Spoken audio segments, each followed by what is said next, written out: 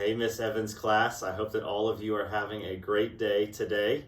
I'm Mr. Walker, Hadley's dad, and very excited to get a chance to read with all of you all today. So this book here is actually a true story about Abraham Lincoln. I know that all of you know that Abraham Lincoln was our country's 16th president, and this is a story about when he grew up in Kentucky as a young boy. Now, Abraham Lincoln is known as one of the most important and influential people in the history of our entire country. So this story here, which is called Honey, the Dog Who Saved Abe Lincoln, is a true story about when Abe Lincoln was 7 years old and his dog saved his life.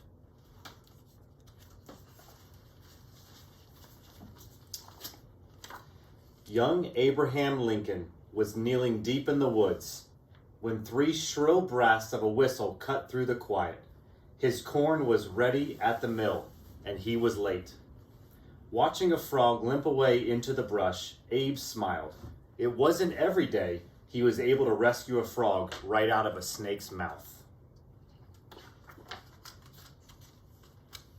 Abe hurried back to meet where Mr. John Hodgen, the miller, was waiting. "Now, Abe, what took you so long this time?" Mr. John asked. "I just can't move along fast like some boys, Mr. John, because I see so many foolish things that make me stop. I can't help it to save my life." Mr. John patted the boy's head and handed him a sack of ground corn. "Now, get on your way, Abe. You best be home before dark." Abe heaved the bag onto his shoulder and set off the long path that wound its way like a rusty snake through the Knob Creek Hills to the Lincolns' log cabin. Abe had only a mile or so left to go when he saw something that caught his attention. He froze. What was rustling in the bushes?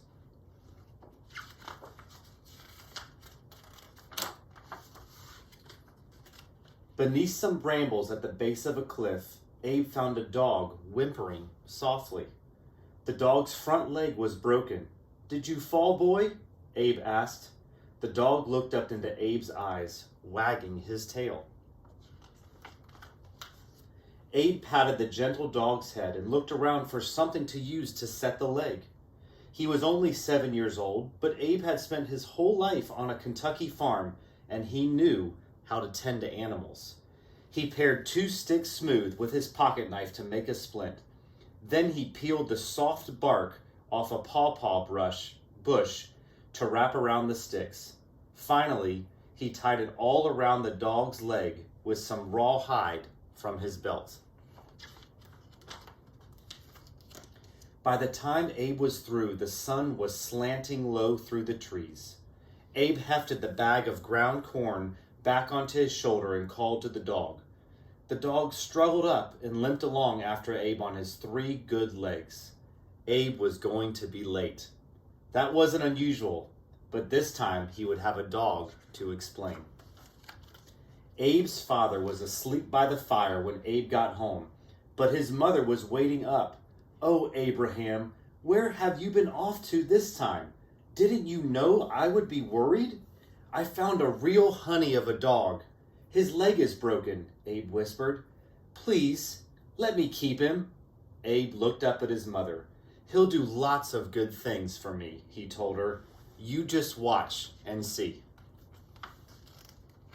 Nancy could never say no to her boy, so the dog stayed.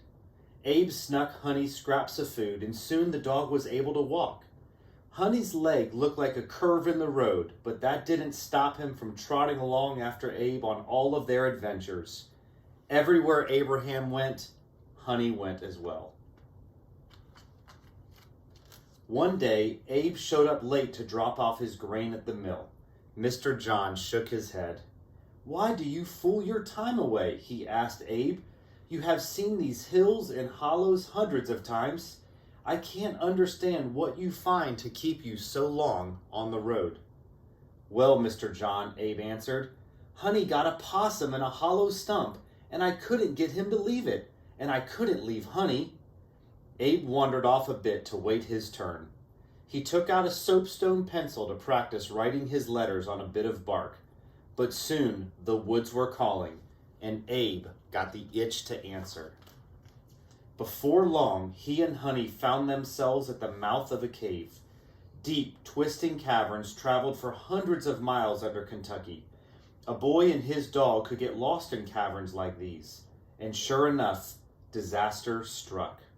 Abe got jammed between two boulders and couldn't move. Try as he might, pulling himself this way, that way, and back again, he was hopelessly stuck, and night was beginning to fall. Honey whimpered and pawed at the ground. Abe couldn't move. Honey normally would never leave Abe, but this time he headed alone back into the darkening woods. Honey would need to go get help. Back at the mill, the entire town had gathered in the night to search for Abe. Mr. John had been blowing and blowing on his whistle, but Abe hadn't come. Nancy Lincoln asked Mr. John, "Have you seen the dog, Mr. Hodgen? Was Honey with Abraham when he came to the mill?" "Yes, the dog was with him," answered Mr. John. Abe's mother was grateful for Honey. It comforted her to know that Abe had him for protection. She waited anxiously at the edge of the dark forest, hoping her boy would come home. Then she heard something rustling in the bushes. "Here's Honey! Here's Honey!" she called. Suddenly, Honey emerged from the bushes, barking and whining at Nancy's feet.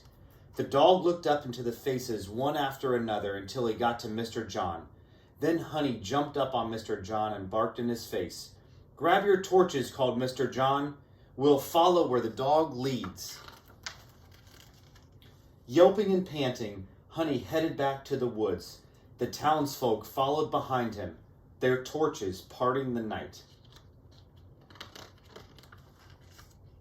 When they got to the cave entrance, Honey stopped. The townsfolk were afraid. Many a silent prayer went up for the boy's safety. Mr. John blew 3 times on his cane pole whistle. "Here I am," called Abe, his voice echoing from deep within the cavern. "But I'm fastened." Mr. John carefully made his way into the damp, narrow tunnel. He found Abraham tightly wedged, but had no room to swing a sledge to break the rocks. Mr. John could only tug Abe out, even though it meant leaving some of the boy's hide behind. Once Abe was back up into the night air, Nancy rushed to hold her son and his precious dog. Abraham was surprised at the crowd. He smiled at his mother. "I knew Honey would do great things for me," he said. "Now he has paid me back for mending his broken leg." The next day, and for many more days after that, Abe and Honey were back at their adventures, bumping and scrambling their way along the banks of Knob Creek. A boy and his local dog, his loyal dog, Honey. This right here is just a timeline of Abraham Lincoln as he was growing up as a boy and until he became president. And then just a couple more things about Abraham Lincoln. So before he was president of the United States, Abraham Lincoln was a young boy running barefoot through the hills and hollows of Knob Creek, Kentucky. He was born during a fierce winter storm on February 12, 1809, and spent the first years of his life in a one-room log cabin with just one tiny window peeking out onto the wild, untamed world. Honey wasn't the only animal that Abe saved, though, when he lived in Kentucky. He had a tame crow that he tried to teach how to talk, a goat that he tried to teach how to pull a cart, and a tame raccoon that Honey would herd back into the yard if it strayed. Abe also released many animals from traps set by his father in the woods, much to his father's dismay. When he became president, Abraham Lincoln filled the White House with animals, including a little goat that pulled his son Tad through the halls in a cart. Today, you can visit a replica of Abe's childhood cabin nestled next to Knob Creek along the hills and hollows of Hodgenville, Kentucky, where Abe and Honey once roamed free. Thank you all for letting me read with you today. Hope you have a great rest of the day and hope to get to see you guys soon. Thanks.